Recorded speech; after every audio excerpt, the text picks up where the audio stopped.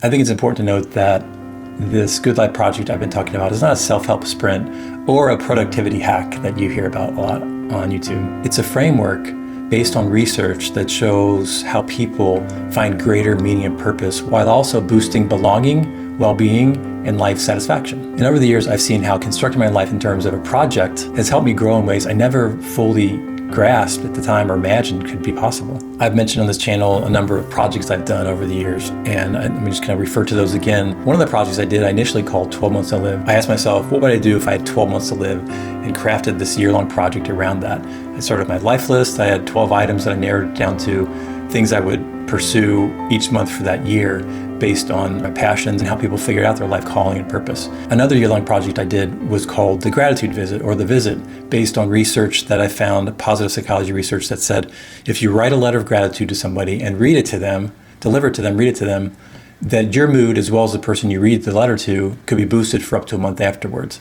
And so I did that. I constructed one letter a month and traveled all over the US, delivering letters, reading it to people, just to see how my mood changed over that year. I was dealing with seasonal depression at the time, wanted to see if that could change things. That was in 2017, so 8 years ago, and I haven't had the same level of seasonal depression since then. So this project really helped me change that permanently, I would say. I still have melancholy moments, but nothing like I did before. And then the last project I'll mention here is Project 46. So that was during my midlife. I was 45, turning 46, and I was in another depressed season of my life, trying to see life change. And so I started with my life list of items and narrowed it down to several, and then which became 3 intentions for that year: love and life, peace with God, and a job I like.